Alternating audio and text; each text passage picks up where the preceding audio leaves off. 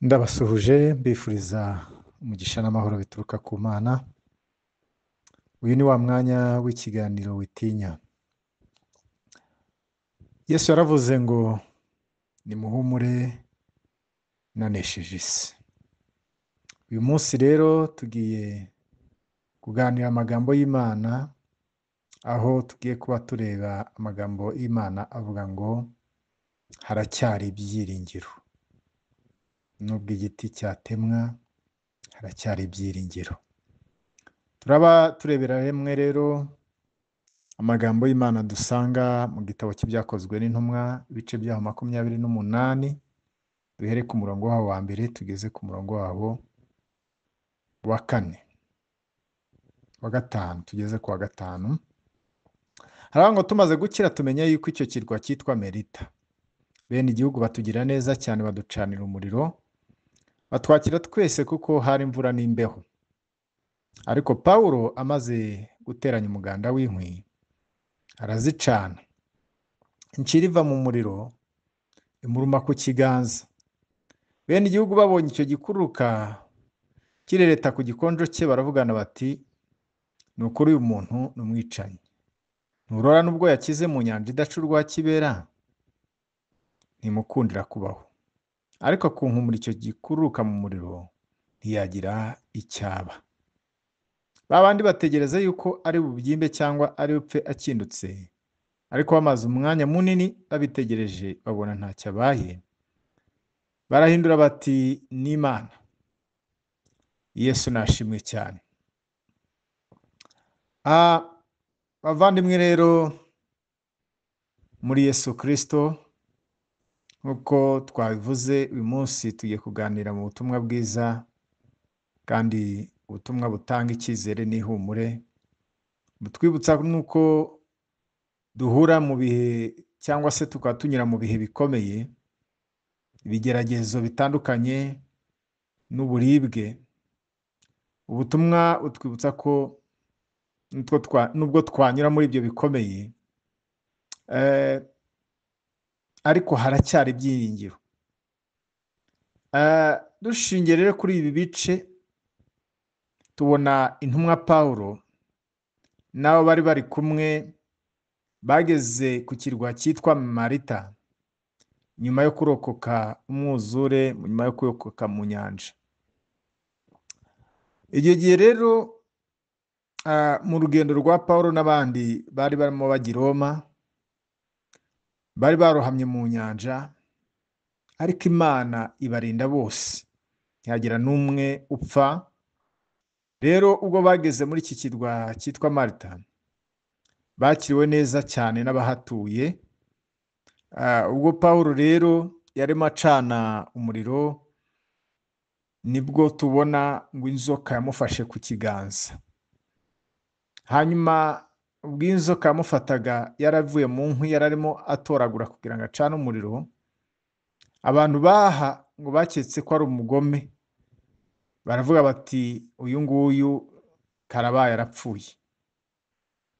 Ariko tubona Pawulo ntiyigeze acogora, ahubwo ngo akunkumurira icyo kiyoka, agikunkumurira mu muriro, ntiyagira icyaba. Rero aha tubonamo inyigisho zitandukanye. Aha tubona Pawulo na bagenzi be bararohamye, ariko Imana ntiyigeze ibareka. Imana rero ntabwo tubona yarigeze ikuraho imvura, ntabwo tubona yarigeze ikuraho umuyaga, ariko yamukuye mu bibazo. Bivuze yuko iyo turi kumwe n'Imana, ntibisobanuye kuko tutazahura n'ibigeragezo, ahubwo icyo bisobanuye bikomeye ni uko ibyo bigeragezo tuzabinyuramo kandi tukabitsinda. Ikindi, turabona bari mu nyanja iminsi 3 yose n'amajoro 3, ariko ahangaha abantu bose nta kintu bari baribonye, ibyago babonaga ibyo byago ariko muri ibyo byose babona yuko Imana ikiriho. Niba rero uri mu buzima wumva yuko byarangiye, ukumva yuko nta kigenda, menye ko hakiri ibyiringiro, kuko nta kintu kirusha Imana imbaraga kiba kiriho. Aha twongeye kandi tubona abantu batuye kuri iki kirwa cya Malta, uburyo bakiriye Pawulo na bagenzi be neza. Bitwigisha cyane ko Imana itugirira neza ikoresheje n'abandi bantu tutazi, kandi cyangwa se n'abandi bantu tutari twiteze, tutatekerezaga mu buzima bwacu. Rero ntuzibagirwe gushimira ndetse no kumva yuko hari ukuboko kw'Imana kwakoze mu buzima bwawe, mu gihe yakuzaniye abantu bo kugushyigikira. Ikindi tubona iyi nzoka yafashe Pawulo ku kiganza, ariko nubwo yamufashe nta kintu yigeze imukoraho, ntiyigeze imugirira nabi. Ibi bitwereka cyane, bikadusobanura ko Satani agerageza kudushotora, ariko nanone iyo turi mu biganza by'Imana ntacyo Satani abasha kudutwara. Pawulo ntabwo yigeze atinya, ahubwo tubona Bibiliya iratubwira ngo akunkumurira icyo kiyoka, agenda akomeza kwicanira umuriro nta bwoba. Rero haracyari ibyiringiro no mu bubabare. Navuga ngo hari ubwo ubuzima bugukomerera, ukaba urarwaye, ukaba ubabaye mu buryo bumwe, ukaba wumva nta gisubizo ufite cy'ibibazo runaka wari ufite, ariko Pawulo tubona yaracitse urupfu. Hanyuma ubwo twamubonye tukabona imirimo Imana yagiye ikora, aha rero biraduha ibyiringiro byo kongera kubaho. Nanone tubona hari igihe umuntu yumva ageze mu bibazo by'ubukene, ageze mu bibazo by'ibihombo se, ageze mu bibazo by'ubushomeri, hari imishinga se yangiritse, yanze, ariko dukwiye kongera kwiringira Imana, tukongera kumva yuko Imana igishobora guha amahirwe mashya abantu bayo.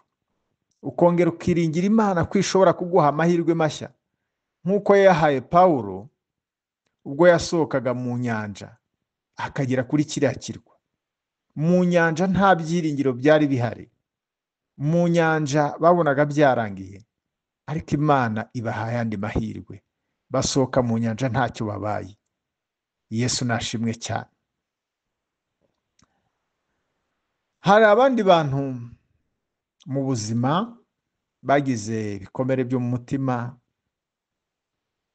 hari abantu bagize ubuzima bwo kwangwa, bagize ubuzima bwo guhemukirwa, ariko nagira ngo nkubwire ngo haracyari ibyiringiro, kuzongera kwishima, kuzongera gukunda, kuzongera gukundwa, kuko Imana ni iy'urukundo.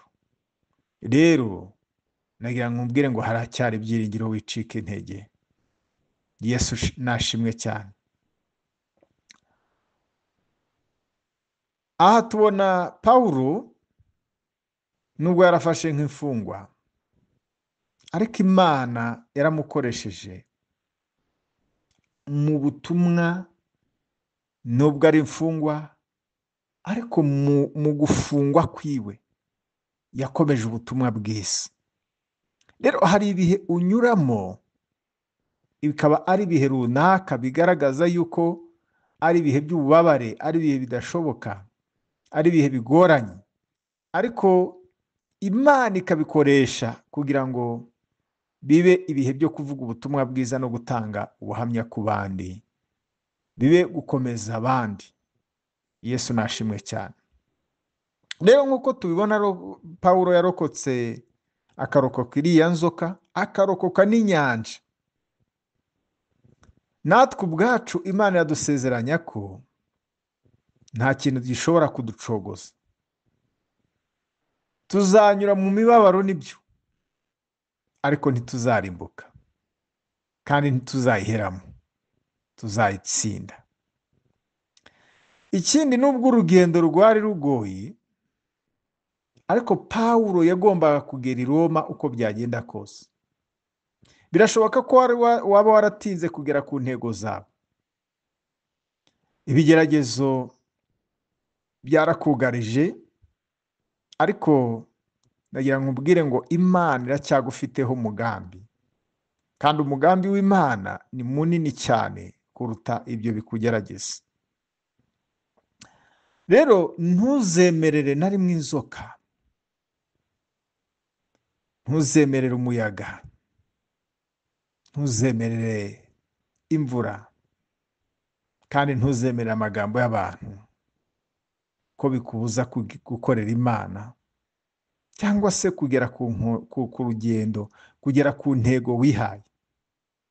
Aha tubona Pawulo nubwo yagiye ahura n'ibyo byose, yahuye n'amagambo, yahuye n'imyuzure, yahuye n'ibikomeye, ariko Pawulo ntabwo yigeze acogora. Natwe rero ntidukwiriye gucogora, ntidukwiye gucogora gukorera Imana, ntidukwiye gucogora mu kwizera, ahubwo dukwiye kongera tukambara imbaraga. Yesu nashimwe cyane. Nagira nkubwire mwene data, nubwo hari inzoka, nubwo hari imvura, nubwo hari imiyaga irimo ihuha, nubwo hari abantu bakuvuga nabi, ariko icyo ukwiye kumenya uyu munsi, menya yuko Imana ikitwa Imana, kandi umenye neza ko nta kibazo na kimwe kiriho kirusha Imana imbaraga. Rero komera, shikama, komeza kwizera, kuko igihe cyawe ni igihe kiri imbere, ni igihe Imana ihagararanye nawe, kuko yaravuze ngo mbese ubwo Uwiteka ari mu ruhande rwacu, umubisha wacu yava hehe?